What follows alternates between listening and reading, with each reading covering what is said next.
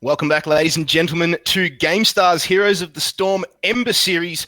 My name is Kit Fox. I am your host for this evening and in future matches.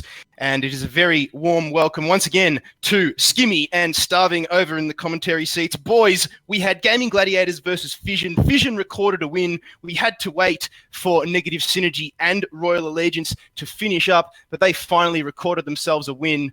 The Negative Synergy boys, that is. And now we are casting them. It is Negative Synergy versus Fusion. Boys, the draft is underway. It is. It's going to be Negative Synergy up against Fusion. We're just waiting for Negative Synergy to ready up so we can choose the map that they want to go for. But, Negative Synergy, the hotly tipped favorites, the ones that are going to Sweden in 3 days' time. So, how are Fusion going to respond to this one, Starving? Oh, it's so hard to say. They do have a lot of experience playing overseas. Ninja being part of Exile 5 in the past. You do have a couple of other big players like Benjamin 94 that have been around for quite some time, Skimmy. So, with that, the international experience, is it going to pay off for them? Are they going to be able to beat their domestic, teams and come back to where they belong and actually punch out Fusion? It's going to be hard to say, but here we go. We're going to be jumping on in very soon, just like Skimmy said. Negative Synergy just waiting to read. Wouldn't be surprised to see here if Negative Synergy went for a map that is really pressed on either skirmishes or on rotations. Now, they're a team that have a lot of experience behind them, a team that have been around for the best part of, say, 7 to 8 months. So they're a team that a lot of people look up to, both in terms of results and in terms of synergy, despite their name. But here we go. We're going to go for the very first ban. Fusion say we don't want Towers of the Doom. And well, I'd agree with them on that one too. Yeah, we talk about this all the time, Skimmy. It's quite a PvE-orientated map, and you can do some pretty cheesy stuff on it, go quite pushy-orientated, just get those captures. It's no surprise we do see that banned out, and a lot of teams liking that in the ANZ region at the moment. Dragonshy being banned out again. Not too sure how I feel about that one, because it is one of my favourite maps, like I talked about before, Skimmy. A classic. Well, I love Dragonshy, but, Negative Synergy just don't want to bring Fusion towards it. Now, I'm going to expect to see a lot of more sort of, say, common bans, almost throwaway bans, if you will. Say, Blackheart's Bay taken off the board, Garden of Terror. And there we go, Garden of Terror. Blackheart's Bay, straight away, Fusion say we don't want it. Maybe even Curse Hollow as well, because with the global pressure on Curse Hollow, what you can really expect is, like, pickups like Tarund and that sort of thing, really stopping people from getting those captures, but you just can't tell. So another 2 bans have come out. Battlefield of Eternity, the map we saw last time. Garden of Terror, and of course, Cursed Hollow, like I just mentioned before. Well, a very quick draft there. Both teams know exactly what they don't want to be playing on. It's left it to these 2 ones here. Sky Temple and Infernal Shrines, but Sky Temple, I knew it. It's what I wanted to see them on. Negative Synergy quite comfortable on this one, and the draft is going like wildfire. Zul straight away taken away. Negative Synergy just do not want to be thirsting that, and Fusion are now thinking, well, we can hover the Thrall, and that's what they're going to get rid of again. So would like to see here either the Illidan or the Sonya. And look at this. Look at the first pick, Illidan. I love this confidence coming out here. Yeah, the speed that they're picking up these bans and picks here, they must really have a plan locked down here. So Negative Synergy, of course, going to harp on a bit more about that. Their first pick is at Illidan, so they're going to be probably trying to round out their comp with a couple of nice supports and some damage buffers. Maybe we might even see an Abathur. It really depends what Fusion choose to pick up here. Maybe we'll see a Muradin on the side of Fusion to counteract the Illidan. Yeah, well, with an Illidan comp, you've really got to build your comp around him. You need a lot of those enablers that people keep talking about. Those are people like, say, Uther, Tassadar, or even Brightwing, something that can bring you shields, sustain, or just a way to keep you doing what you do best. And, Fusion, they're hovering the Tassadar. Now, this is an awkward situation for them because it's, one, a denial pick from Negative Synergy, but it kind of doesn't really do too well against the Illidan, despite being so well with it. Of course not, because you're so fragile, and the shields may help with that, but Illidan's has pretty much got a free passage onto that Tassadar. So we might see him picking up a lot more invulnerable talents with a double phase shift, something like that, to kind of counteract that. It's quite hard to say with the big trade-ups that comes with it, but hovering another support, not too sure about that. Now they're just being cheeky. They're thinking murky. They're trying to get into our heads, trying to tilt the opponent, thinking, we might actually play this. They're trying to tilt the casters. They're trying to tilt us because, they might play Raynor, they might play Nova, they might play Murky. But, a serious pick now is being considered. It's going to potentially be the Kel'Thas. But once again, they cycle it around like the bicycle on the treadmill when you go to the gym at 4 o'clock in the morning. Yeah, and actually eating into their time pool here, so 27 seconds remaining. They do decide to go for the Falstad. I like this pick. I like this pick a lot. Yeah. Well, I mean, just to elaborate on that point, I mean, it gives you global presence, also gives you the gust. So when Illidan does get into the fight, you have two options. You either gust the rest of his team away, and then he's completely segregated, or if he tries to get too deep, once again, you just choose a fight at your own accord. And of course, just to talk about that a wee bit more, Skimmy, who of course has a bit of magic damage as well, is just not physical damage, has the barrel roll to get away from there. But we do actually see the Mirrodin being hovered for negative synergy. What this is going to enable, well, you talked about it before, Skimmy. It's an enabler. And actually picking up a Li Ming as well. So she has been so strong ever since the release. Had a couple of changes to her skill set, you know, in terms of damage and all that sort of scaling. But she fits really nicely into the meta at the moment. So somewhere in between, you know, Kalthus and a Jaina. She's quite nice and got a lot of range, a lot of poke, and a lot of burst. Fusion here, going to consider the Uther ban. No surprises there. I mean, Uther just goes hand in hand with what Illidan can do. Given that Divine Shield, he can't do absolutely anything wrong because he's completely invulnerable. And, well, Fusion are going to eat into their time pool here. They've already burnt that 30-second clock down to 20 in the bonus. They do lock it in. So, you know, Uther taking off that board now does give a lot more priority towards the Ray gun. Now, will Negative Synergy get fallen into the sort of support choke ban sort of situation? I feel as if they're going to want to take away either a tank, be it ETC, because Mirrodin's already been picked up, or take away another mage, like the Kalthus. I was even thinking when Negative Synergy get to have their pick, wouldn't it be fun if we saw a Karazim, considering that the Uther has been banned away? Potentially. And I have seen Desperts actually play, I believe it was once during the Summer Championship qualifiers. Not a hero that I realized was actually a part of his roster, but he brought it out just like that Chen from Demise, and he made wonders happen. Yeah, exactly. And that's what I'm talking about. That's the sort of surprise plays you need to be pulling out in these tournaments. This is the time, in these sort of scrims, I guess you can say, to pull out these big strats, these big plays, and that's, you know, that's going to scare people. So, of course, going to be fantastic. What are they going to ban out? Eating into their time pool once again. These people don't like their time pools, want to gobble that up like they're starving. Oh, that's the one indeed. And I mean, they're considering it long and hard. It's down to 20 seconds now. What would they like to take away? I mean, we've covered a few different options. They go for the Sonya. And, I mean, Sonya also a very, very strong pick. Arguably the best counter, some would say, to Illidan. To Illidan, yeah, because once the evasion does drop, you've got the follow through and you've got the big hits. You've got the slams. You've got the mini stun from the spear. And, you know, if you do pick up the Wrath of the Berserker or the lead can be just so treacherous. So no surprises there. Maybe even being a ban for the backline like Li Ming.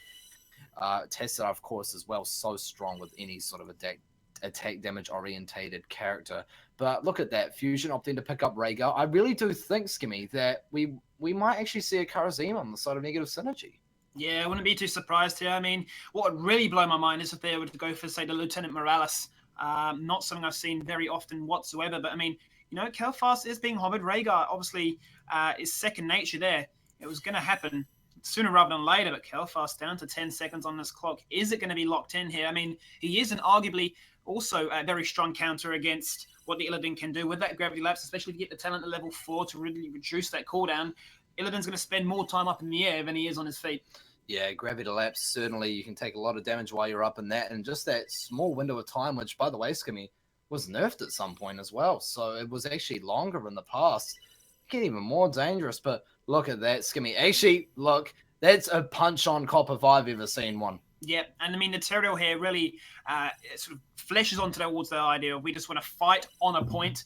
You know, you've got Sanctification. We don't really see Judgment take a lot of interest these days, but, you know, Karazim, as you mentioned, Starving, you probably can dabble into a bit of analytical work as well. Karazim gets picked up there. Definitely, I'm feeling it's going to be the Divine Palm to try and resemble what a Divine Shield could offer.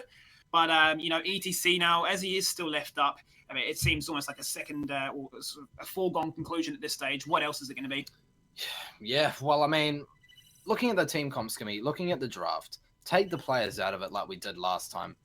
Who do you think is will won this draft? I'm really liking Negative Synergy's team comp. We saw a lot of styles of like punch-on comps in the couple of tournaments we've done for the NZ region specifically. And it's so hard to beat. We talk about these comps that they're so safe. They're really forgiving and they're very basic. Your role is really predefined. And I think it's really going to be shown in this game. Sky Temple, of course, a 3-lane map. So it's going to be interesting to see what goes on there. And with no real global pressure, maybe Illidan will be picking up for the hunt. So it's going to be very interesting, Scooby. What do you think about that? I mean, I'm just really really quite happy the fact that Negative Synergy have gone such an aggressive comp like this. It just really caters for the map itself, Sky Temple, where you're looking to fight on points and a lot of open chasing opportunities for this. So they're going to be all over Kelfast like a rash. He's going to have an extremely hard time, and whoever will be playing that Kelfast is going to have to be definitely on their A game. Yeah, so can't go wrong there indeed. But, you know, Fusion, I'm questioning the Tessadar pick. I mean, what really does it work with? You know, they've got the shields. They've denied the Tessadar from the Illidan. But you were talking about this earlier when we saw him being picked up first for Team Fusion. And it seems like they kind of just banned it out to get it away from Illidan, doesn't it? Yeah, I mean, like I say, it's almost like a choke pick. Not a big pin, but a choke pick, because you feel as if, you know, if you don't take it, Negative Synergy are, and it's just going to be too strong to go up against, especially if you pair it with someone like the Karazim, like the Uther. Illidan's already annoying enough to try and kill. Imagine having another shield on top. That's going to allow you just to break your keyboard and have to win that $50 prize pool without. Yeah, well, Tyrael, Karazim, and Lucky, let's be honest. The concentration, not the concentration, we aren't playing a Paladin there. The ultimate from Tyrael, got Sanctification, that's going to be a big one. I'm really expecting that to come out. Be really surprised if he picked up Judgment, to be honest, even on a map like this. I'm just excited to see how this game goes down because, you know, players in Fusion like Moops and Stoosh and all that sort of thing, they just, really onto it there. So, I mean, whilst we wait for this lobby just to get readied up, we're going to jump back to Kit Fox, who has been chilling out in the Twitch chat. What are the predictions looking like so far from the viewers? Oh, the vibes are good down here in the Twitch chat, and we've got some big names on at the moment, boys. It's Negative Synergy versus veterans of Heroes of the Storm since release, all up in here. But it looks like the word is that a Negative Synergy win, but they're predicting a long game, so it's not going to be a very simple game. They expect a long, drawn-out brawl, if you will. Back to you. Yeah, I'd have to agree with them on that one here. Negative Synergy really going to look to try and revolve their comp around Illidan, and I believe it's going to be Sashin playing the Illidan, a comp that he's quite happy to play. We're going to see Robodoba, one of the best tanks in ANZ, being on Mirrodin, so do take notes. If you're not going to be playing tank, watch this guy, and he will show you how to chuck out those stuns and have that presence, if you will. I'm pretty sure Benjamin94 will be playing that Li Ming as well. We did see him play a lot, and Li Ming being such a high skill cap character. To be honest, I love Negative Synergy. I love seeing them play, being that they've gone overseas and they've represented our region. But what I like even more, Skimmy, to be completely honest with you, is the fact that we get to see Fusion go up against them, another team from our region. Can they take him down? You know, let's put them down a notch. Take them off that pedestal. Maybe they want to go overseas. Maybe they want to win some prize money. So Negative Synergy, look out. Fusion's going to be coming in. You know, drop your predictions in the chat. This is going to be a big game. Yeah, what it is. And I mean, this is a best of one, bear in mind. So, I mean, anything can happen. It's almost like those loser brackets that you find where anything goes on. I mean, we've seen things like Novas, we've seen Murkies, we've seen all kinds of crazy antics. But not in this case. We're seeing an Illidan comp up against the Kelfast. Now, on the left-hand side, it is Negative Synergy. It's going to be Ninja actually playing the Li Ming. Daspert's on the Karazim, Sashin rocking Illidan, Benjamin94 on the Tyrael, and a Robodoba rounds things out there on the Mirrodin. And on the right-hand side, we do have Fusion, not Fission, my friends. Moops playing ETC, James on the Kelfast, IY on the Tessadar, don't ask him why. Nick the Mick on Felstad, and Hux, he's hucking on the Rhaegar. Well, there we go. It looks like we've already got a pause because, you know, it's what happens when you start these games. You know, we have a pause game one. They were trolling. We're going to have a pause game two, but it's become a bit of a meme at this stage. It's a meme. 3-2-3. Let's pause the game, and here we go. Looks like Negative Synergy, you're going to go straight for the watch point because that's what you do. You want vision. Yeah, well, you can test the watch point because, Skimmy, the watch point is the most important point on the map. But look at this, a bit of a tussle already going up. Gravity Light Speed popped on the Robodoba. Is he going to go? Oh, the Dwarven Toss. Not enough to keep you alive, Robo. They're getting too confident. Fusion, they're feeling the nerves, they're feeling the blood bubbling within them, and they get that pick. And look at that, they're already talking to chat. So that's a nice spirit there. Oh, all a bit of cheeky banter already going on as they take out Mirrodin. They all do start to say, all chat, good luck, have fun. So, after the kill. After the kill. So cheeky. just try to get those mental games going on, trying to tilt Robodoba and say, like you said, Starving, you know, with Fusion, we would like to go overseas. Yeah.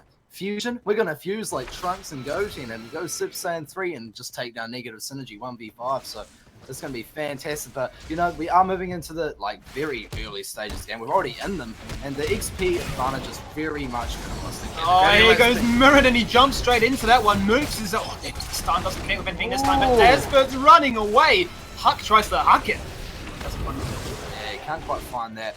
Of course, you know, James being quite low on mana now might need to back off. The two temples are activating in the top and the mid sort of top region, I guess you can say, Skimmy. And in the top lane, we actually see Nick the Mick, the Falstad, going up against the Benjamin 94 on the Tyrael. So what do you think about that wee tussle?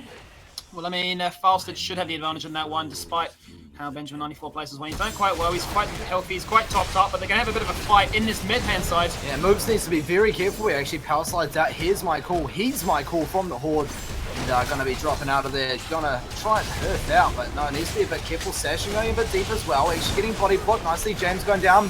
Oh man, the resets from Ninja just absolutely massive here. And might be risk of another kill coming out of the Hux, but no, they do back off. Rope is very low.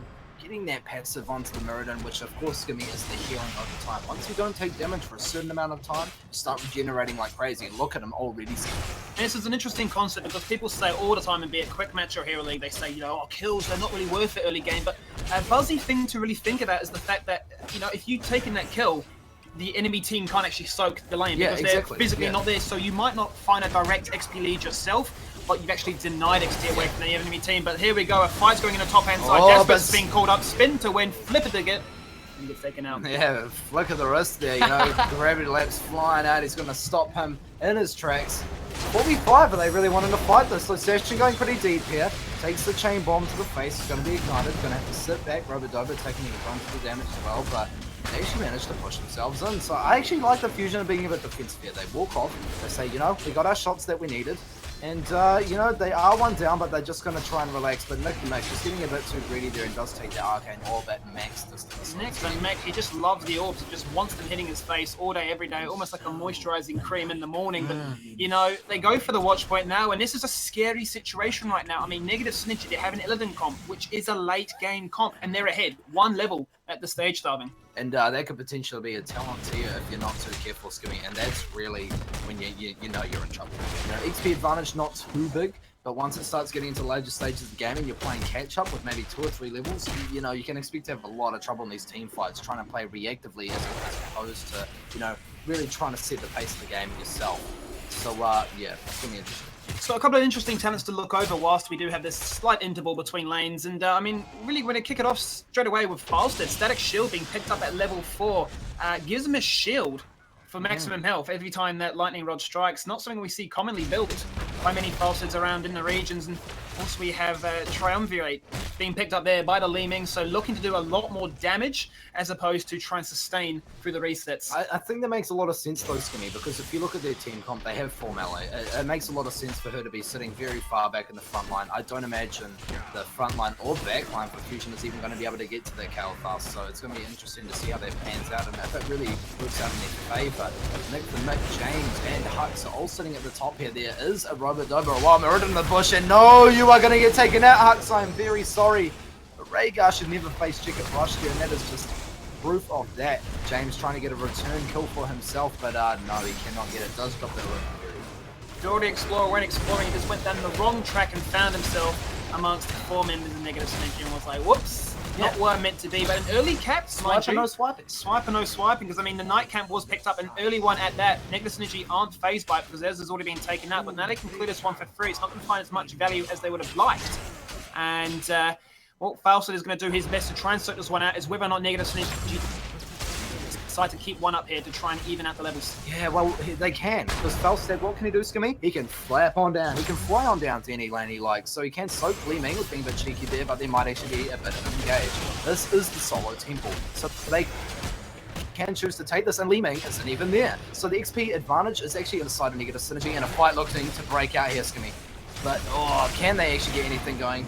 I don't think so. So Robodobo does drop off there. He does fly away with his dwarf and toss. Li Ming actually choosing to rotate down now. So, I mean, they used the opportunity as a result of having Li Ming stuck in the top lane to try and get a few shots here. Moon's already walking off now, and they're going to go for the bit of a fight. Is already going straight on towards Robodobo. Fight's going everywhere. Healing Ward's actually being completely popped. James gets taken out. That's what we said. Sashin is looking for him. He's got one target in mind, and that's the kill fast taken out. And what can Fusion do? Robodobo gets the stun just as Huck tries to pounce on in. They don't find anything. It's a 1-for-none trade, and Negative Synergy starving are about to hit 10. Yeah, and I mean, I really like the play, how Illidan just being so aggressive. He trusts his team members there. And he just goes very deep and just applies that pressure. But Hux is actually playing a bit too aggressive. I might actually add the body blocking. Very nice from Negative Synergy in all of these fights. And a nice wee stun going to be coming out from that Temple minion there. But they are going to have to back off here. Oh, that is the second nice slide I've seen from moves, by the way. Actually dodging those arcane orbs, it makes distance. Really minimalising the damage taken there, but Ninja, of course, plenty of those where they came from in the sky. Plenty of those where they came from, as we see Falsa just fly across your screen, doing what he does best, and it's soaking that juicy XP. Level 10 now has been picked up by Negative Synergy. Nothing surprising. Divine Palm was picked up, the obvious choice here once Super's been taken off the ball, but Metamorphosis. Hunt would be nice, but you need that survivability to really do your job. That's what your comp's based around. And I mean, yeah, exactly. So the whole team comp is based around the Illidan. You talked about this at the start of the draft, how they really built around that. Sanctification going to make Sash just that much more stronger as well. Sash and the Assassin. Moops needs to back out here though, getting a bit of damage dealt onto him as Ninja's trying to find the kill, but I think he's a bit too keen there. Negative Synergy though, obviously acting very positively here. And Magic Missiles just went magical enough because they weren't able to find those wall hacks to find themselves a kill, but the Disintegrate comes across on towards Hut. Oh, there goes Nick the nice Mick. guts here. Robert Dober actually by himself here, getting dropped very low. Nick the Mick hopping a big arcane orb there, but yeah, I like how they dealt. I like how they dealt with that. You know, they dusted away, they dealt a bit of damage onto the node and forced them back. Of course, it's going to regenerate, but you know, they showed that they are paying attention to me. That is the important part. It kind of tilts you when that's very responsive. You know, so kudos to Fusion getting themselves out of that fight. They haven't lost many members yet, so very, very good. They are actually looking to pick up their own easy camp as Negative Synergy monster around the mid lane. Very interesting build coming out of this Rhaegar. Sort of very, very different, really, from what we've seen before. Yeah. I mean, he's gone for this option of Blood and Thunder at 7, so whenever he pounces on in, reduce every basic ability cooldown by 2 seconds. So he's really looking to try and chuck as many heals as possible, as many totems as possible, to really try and slow down what this other thing can bring to the table. Yeah, but a bit of a fight coming out here. Skimmy, sorry to interrupt that. Moob's taking a bit of damage, but they do back off. You know, I think they're just trying to bait out some sort of ETC ultimate there, maybe trying to bait out the mosh pit. And of course they can do a bit of damage to Moobs. He has, you know, 2 forms of CC, maybe not enough for him to stay alive in that big midst of that fight there. Well, I mean, the XP is still in favour of Negative Synergy. They're half a level up, and now both temples are available. So it's up to Negative Synergy to do what they do best. With a comp like this, look to see them stay as a 5-man unit. They want to bring a fight to you, and if they realise that, say, Falset is trying to do that soak on a temple for free, then they're going to just force a fight on you straight away. Of course. And look at how Negative Synergy are playing. This is something I really want to talk about, Skimmy.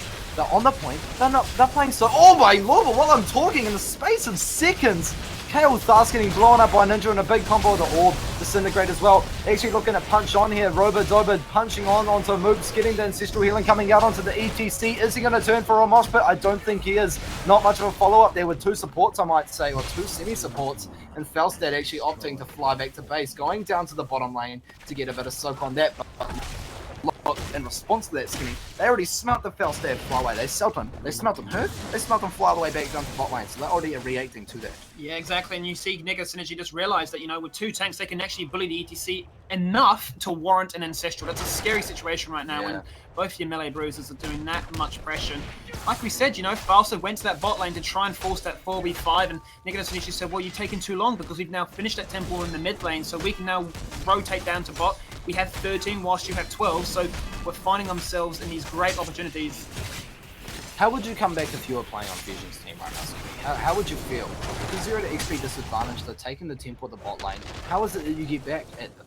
Well, I mean, it's really going to come down to you, say, targeting this Illidan. James really needs to be on his point with these Gravity Lapses. He knows that's what Session is going for. He wants to go for him. He needs to make sure that Gravity Lapse connects. It's almost a predictable kit for what an Illidan's going to do. He's going to dump all his sort of cooldowns in a heartbeat so he can get them resetting as quickly as possible. So when Illidan commits, you want to try and knock him up, and with that, you want to try and find a mosh pit and a kill after that. Yeah, very much so. You just got to be hyper aware of the situation. That's Nice, exactly what you're talking about, Skimmy, but there's absolute body blocking here. Are they going to get there in time? Nice shield coming out from IY, and the Disintegrate just too much. Team nowhere to be seen there, so Fusion getting taken out. They're losing their Kaltas, their main damage dealer. Gus being used to push them back towards the fort. Sanctification in response to that. Li Ming sitting in the back line on ETC. 3 or 4-man mosh there coming back out, but Benjamin being dropped very nicely as well. Another tank, Robodoba being dropped. want to dodge those orbs, but I'm really liking how Negative Synergy are playing this right now so confidently. And the ETC as well, waiting for those optimal moments to get those mosh pits off. He's waiting and he's patient. So, I mean, we talked about what the optimal situation was. It came and presented itself, but the only sort of negative factor of that was the fact that Hellfast was on his own. He had no team around him. Say if the mosh pit had come out at that same time, if the team had been there to respond, that could have turned out slightly different. And I mean, we saw the Sanctification of mosh pit get popped out, and the Sanctification, mind you, was actually slightly clipped off on the edge there. The mosh pit did connect, and a lot of people were dancing, but they say, well, you know, we're 15 and you're 14, we're about to hit 16, we're going to pick up a boss, but the fight's not over. Let's hit up this death bridge. Wall there, so I'm going to get off this death bridge here. This is actually kind of risky. I do think they need to back off there. There's no point fighting this. They just lost themselves a fight. Just being used and actually to no avail. So another ultimate being popped by Calfast as well, so that's already 4 ultimates down from the side of Fusion. So I mean, you really don't want to fight this, and the boss has just arrived, so really going to have to take this one easy. Benjamin looking pretty healthy on the side of the mana there. He might be able to get a bit of damage off, and a nice ultimate there. He does have the Sanctification. All the ultimates up on the side of the Negative Synergy there, understanding the time. The nerves must be getting to Fusion right now, because we saw a lot of ultimates just get chucked out, even whiffed, as they didn't really get too much value out of them. The boss is now going to go on towards the core. It's not going to really do too much, not even going to burst the shield at this stage, and we're only, say, 12.5 minutes in, so nothing that they can really sort of sketch themselves out about. And you can saw that Night Camp really just doing a lot of work. It's found itself all the way to this top. But, well, Session, he's going to say, right, we're just going to pick up another temple. We're just going to just win the PvE game. Yeah, Session is going to be able to solo these temples very effectively with that basic attack healing, basic attack damage, and low cooldown. Is going to be able to be hopping around with that evasion. So this is going to be crucial, Starving, to see how Fusion respond to this, because we said Illidan is the core crux of this. How do they respond now that he's gone? Yeah, but how are we going here? Nice. Oh man, the Gust actually being popped out there. But preemptively, it's going to be nothing actually really happened, and now that Gust down. Moops, of course, does have the ETC ultimate. Ancestral Healing is up as well for Team Fusion. And look at this, you know, they're feeling very scared here, and rightfully so. Huck's taking the front line. Look how aggressive Negative Synergy are playing, even in a 4v5. They have 16, and they just realize we can still kill you. Look at that. Huck drops super low. There goes the palm. The mosh pit hits 2. Make that 3, Starving. And Karazin might drop here. He's dropping super low, but that Sanctification God tier plays coming out Negative Synergy right now, and Sashin is rocking up to the party. Indeed, and look at Huck's actually going down now. Ancestral Healing not even being popped here for them, and Nick and Mick going down as well. No Ancestral Healing, no use of that Mighty Gust, unfortunately, and all the while we do see an easy camp pushing into the base of a Team Fusion, so very unfortunate there. IY baiting them out a wee bit, a bit of B-stepping coming out of Sasha there, and you know, you go, oh, look at that, cheeky, and they're letting him live, you know, so fair enough here. Very good game, a very convincing win, I guess you could say, by Negative Synergy. Probably going to be coming out of here. They're just playing with them, and I think Team Fusion are kind of giving them that, you know, that respect with that kind of letting them live. They're just having a conversation. That shows you the mental edge that they're at right now. Yeah. I mean, a few ultimates have been whiffed, and you know, when they're 4v5 and they're still retreating, you know, that's an interesting situation to find yourself in. You know, this temple is going to start working towards this top-hand side, and pretty much every keep right now in the map Starving is exposed. Yeah, and I mean, what can you really do in this situation? All you can really do is really hope for that good fight. I mean, what lost in that fight is you know, a lot of ultimates down, a lot of our ultimates blown, and all they're going to do here is just pick up this easy camp, and look at Negative Synergy. They're posturing around this hard camp. They are going to pick them up this up themselves, and this is probably going to spell a bit of danger for the mid and top lane for Fusion, sorry. So, very nice wee wall there by Benjamin94 as well, saying, you want to get in here? No way. So, they're going to push on in with this top lane. Look at that, the amount of mercenaries coming in.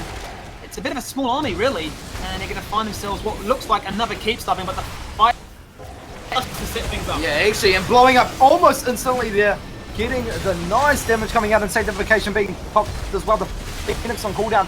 14 Fusion going to go into the spot in the 3-man mosh already ready to kick things off. Session in the back, he had been Divine Palms, Mook's been taking it out as well without the ancestral healing. James going down, another reset for the Li Ming. Are they going to be able to get away? IY and vulnerability already being popped, but second time being popped now. Nick the Mix surely going to get away, but a 3v5 in the side of Negative Synergy. Are they going to push on? Is this going to be GG? Session looking to make a move. Nick the Mix trying to slow things down. They have a camp in there as well, but the GG well played has been called. It does look like Negative Synergy are going to take away this game here, and what a convincing win.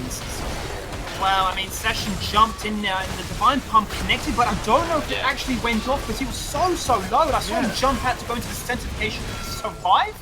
And I was like, wow, the coordination, the fact that he just hung out on the back and didn't just die for his sins. He kind of just said, right, well, I got the rest of my team that can try and find the kill. If they overextend for me, well, we win regardless. So GG there. Negative Synergy find themselves round number 2 in their favor in a rather convincing fashion too. And why don't we just take a short moment once more? It is time for the MVP section of the round. So, look, I honestly have to comment on the Illidan. Like, Illidan played fantastically, so aggressive. You commented on it quite a lot. Just playing very confidently. Also, Li Ming doing so much damage as well. We can clearly see it in the damage charts there. 66,000 damage on the hero damage. 36,000 above anyone in Negative Synergy. And actually 22,000 damage above the Kalthar. So, toss your comments out in the chat. And, Kit Fox, what did you think about that game? And what did Twitch chat think about that game? Oh, I know you guys were getting large over the Illidan. Twitch chat was absolutely frothing over Moops and those mob pits. He landed 2 huge ones that I saw, and Big Twitch chat just huge ones, man, absolutely huge. So Moops seems to be the flavor on the audience in Twitch chat, boys. Yep, let's put our hands together for big old Moops there. So he's the MVP.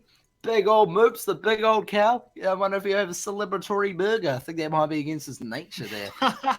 I believe I actually saw a post on McDonald's earlier today saying that Big Macs were down to like 79 cents. So, if you want a bit of good health in you, well, Moops, waltz on down to your local Mac's, mate.